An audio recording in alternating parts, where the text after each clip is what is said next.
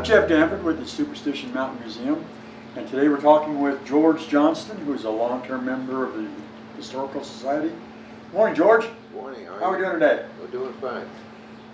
George, you've been around a long time. How did the Historical Society get started? Who was involved with it? Well, I'm not sure of the full details because I didn't wind up knowing anything about it until I've been here 5 or 6 years.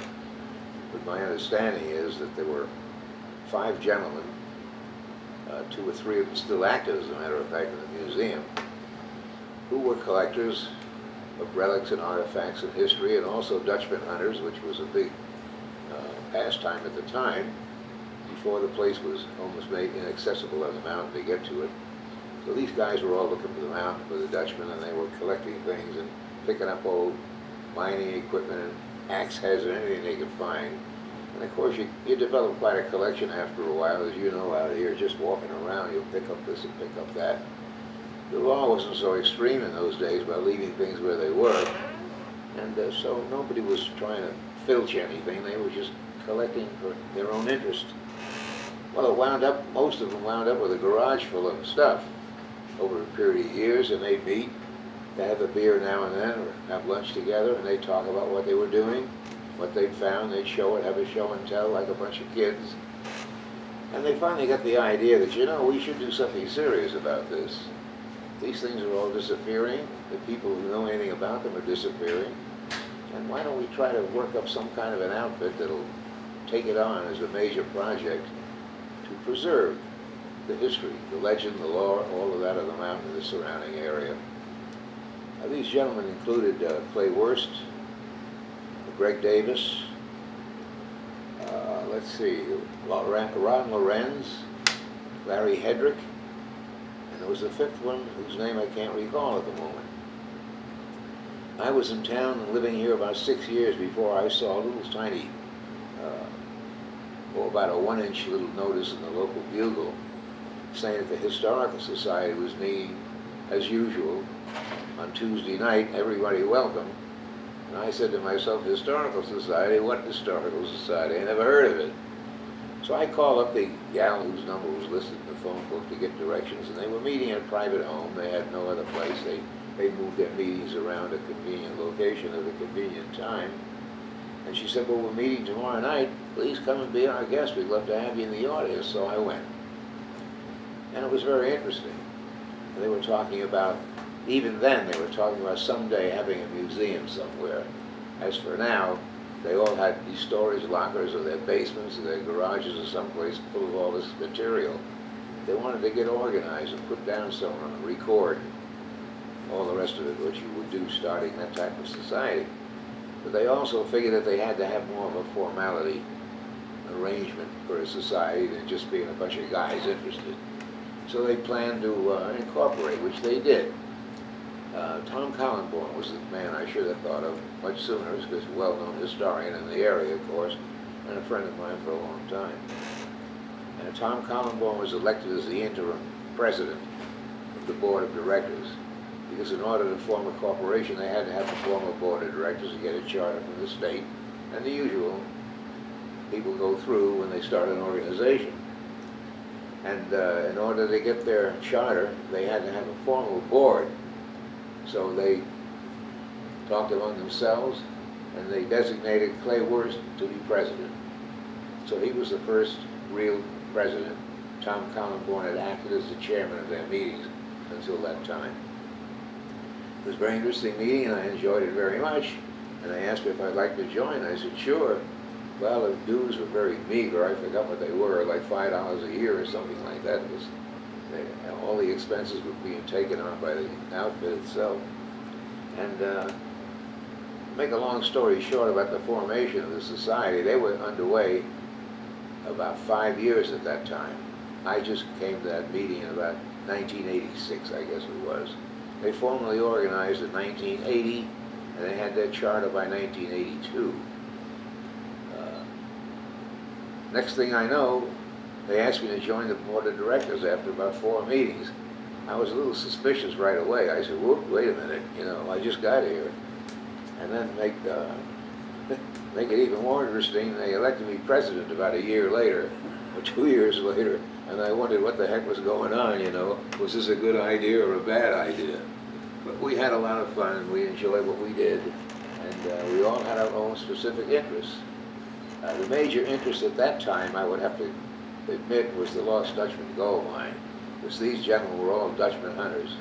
Actual Dutchman hunters is what they were called. They're not prospectors, they're hunters for a treasure that supposedly exists in the mountains. I never had that same interest personally in finding the lost Dutchman gold mine. I thought it was a great story. I think it's still a great story, and I'm sure now, after 35 years of our organization, that there was a lost Dutchman that we've been able to establish. What happened to the treasure? Does it still exist? Can you get at it? Very difficult. Now that's all federal wilderness area, the mountain. So it's not easy to go in there and mess around. You can't go in and touch anything. So that's the way we started. A lot of things were donated by people whom I don't even know, by people who collected pottery somewhere, some old pottery they picked up along the route or bought, and when they heard about a historical society, they offered to give it to them. So they took a lot of things in that way. Most of them, the provenance was very dim. A lot of people not really willing to say where they got the stuff, because not being certain of how legal it was to take it. But everybody had the desire to preserve. Physical building. Oh, it would probably be around 1985, 1986. The dream was always on the table, but we had no money. I mean, we were contributing our own money. Sometimes we buy a little something for the collection, and we just chip in, and pay for it and give it to the museum or give it to the society. But we knew that in order to be a effective organization, we had to have a public face. It was sort of a secret society almost. I didn't even know about it, and I spent all my time on that desert, and always have until recent years. And I never even heard of it. So they were just a bunch of guys. But very interesting gentlemen, all of them. Everyone had an interesting background. Well-educated bunch, not the usual bunch of prospectors going around with a pickaxe on their shoulder, hoping to get lucky.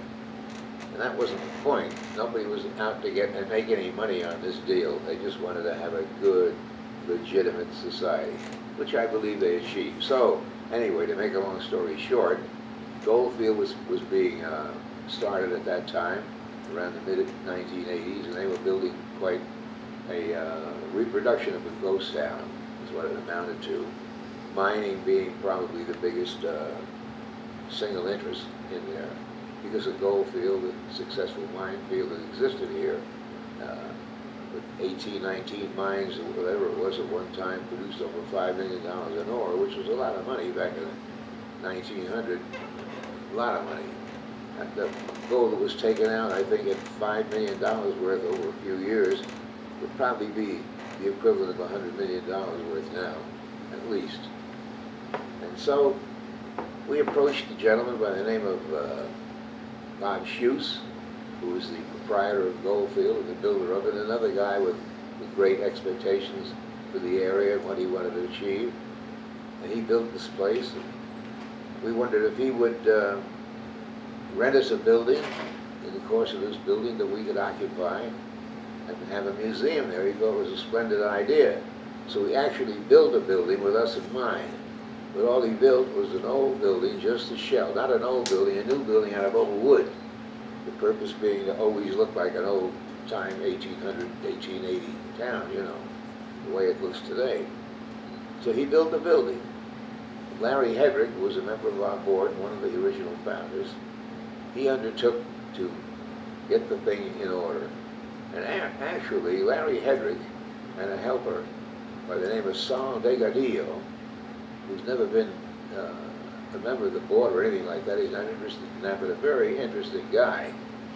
They put that museum together with their own hands. They did all the interior of it, did the wall board in, they built the cabinets, and they built display shelves. And the original entrance to it was just a little square, maybe 8 feet square, with a desk where they had a cash register, the old-fashioned kind. They buy tickets by the roll, and charged, I forgot what it was originally, like $3 admission for adults, something like that. Of course, out here, immediately, everybody wanted a senior discount, so everybody got a buck off. Everybody was a senior, I think. That's the way it started. And we unloaded all the stuff in there. My gosh, we had a tremendous time putting things in there. Of course, I contributed a lot of things in my time as well, you know. I had a collection of various things that pertain to the mountain, much more than the gold treasure. I was interested in the original residents of the area, the native peoples that were here, the beaver trappers that were here. It was really a great place. So the museum got started in that place. And we occupied that building for 12 years, until 1992.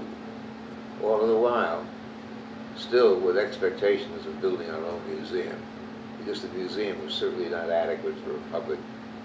It had no heat, it had no air conditioning, and you know, to run a place with no air conditioning in the summertime in this town was not easy to do.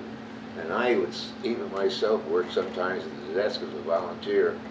I would sit there sometimes 2, 3, 4 days in a row, not sell one entrance ticket. People would stick their head in and say, "Are you open?" I'd say yes, because most of the town would close. "Yes, we're open." "You have to pay to go in there?" "Yes, you do." "Oh, well, we'll see you." So that was the start of the museum. And I'm very proud, personally, of the people who put this place together, and I include myself in there, what we exist today, what function we serve in the community today.